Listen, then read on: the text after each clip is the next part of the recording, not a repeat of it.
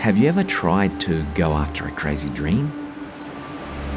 If you have, you know that the pursuit is rarely straightforward. My crazy dream is to travel entire South America in my 1997 Toyota Land Cruiser. So far, obstacles, twists, turns, and literal detours have been the norm. I am in Peru, in Lima right now. I've just come back from what could be called a detour of a few thousand kilometers. It was quite an adventure. I'm back here because I have some unfinished business, which is not for this story just yet. But the point is I had to come back, and I actually wouldn't have even left. You can easily explore Peru for years, but my car permit was running out, and if you overstay it, then your car gets confiscated here. So I decided to go to Chile. The Peru-Chile border is about 1,200 kilometers south of Lima.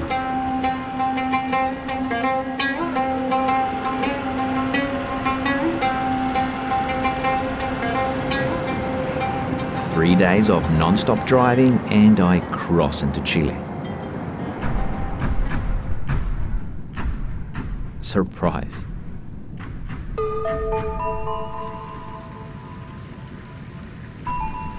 Heavy rains, floods, road closures.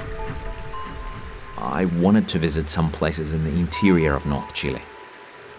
Now the roads towards there were blocked.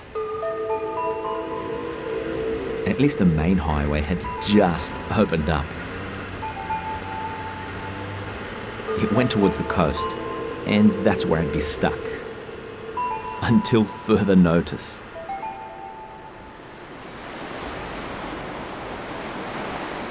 If the word coastline makes you think of a beach holiday or chilling out by the sea, you are wrong here.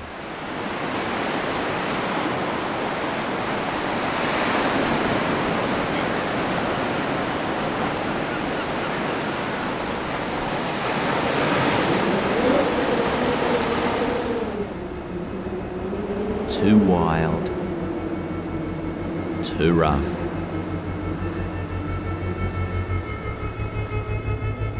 Here, nature is your beautiful nemesis.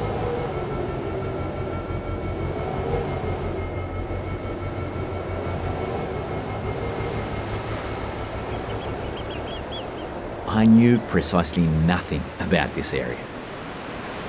Guidebooks don't mention it. On the tourist maps, it's more or less an empty space. And there are long stretches without phone signal.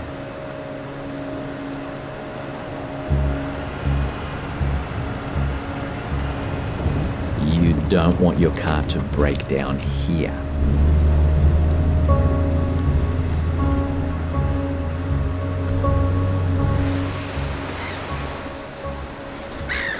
Just the fact that I'm off the tourist radar is attractive.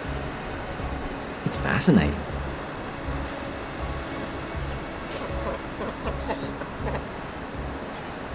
But would I have stayed here more than a couple of days if I could go where I wanted?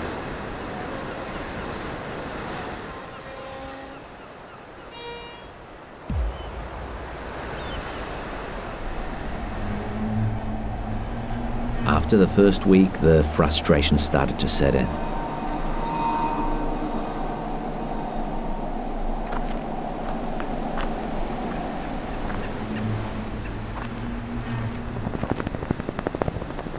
I did ask myself a few times if it was a mistake to come here.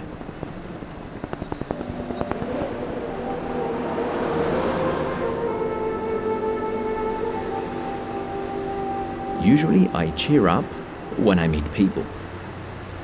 A nice chat, learning about a place through people, but there were hardly any people in these parts.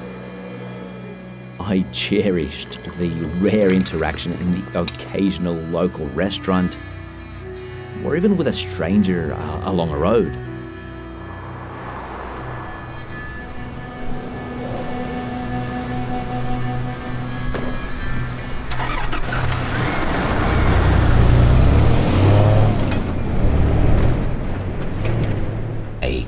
confession. On a journey like this, there are moments when you feel deflated, demotivated. There are times when you just want to pack it in and leave. Now that I'm here, I'm yearning to be out there again on another adventure, but when I was in the middle of nowhere feeling down, I just wanted to get back to something familiar.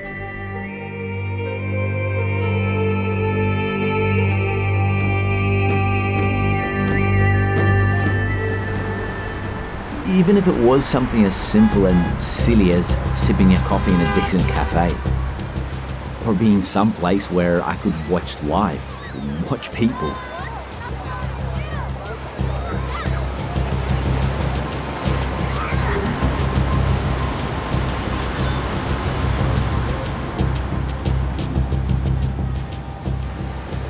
Cities are not my thing though. The peace and quiet of where I'd just been made that particularly obvious. If I don't absolutely have to be in a city, I'm not sticking around for long. I had to give another chance to middle of nowhere.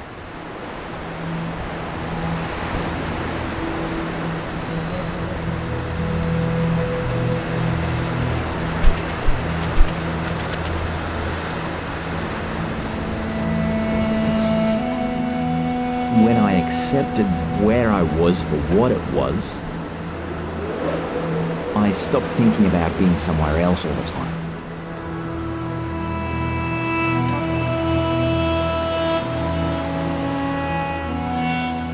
I started to adapt, and I began to actually enjoy my time here.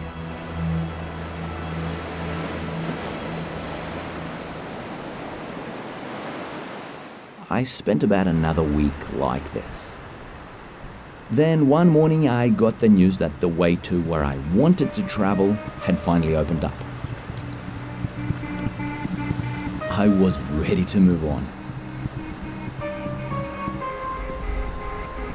It'd be one of the most amazing regions I've ever visited.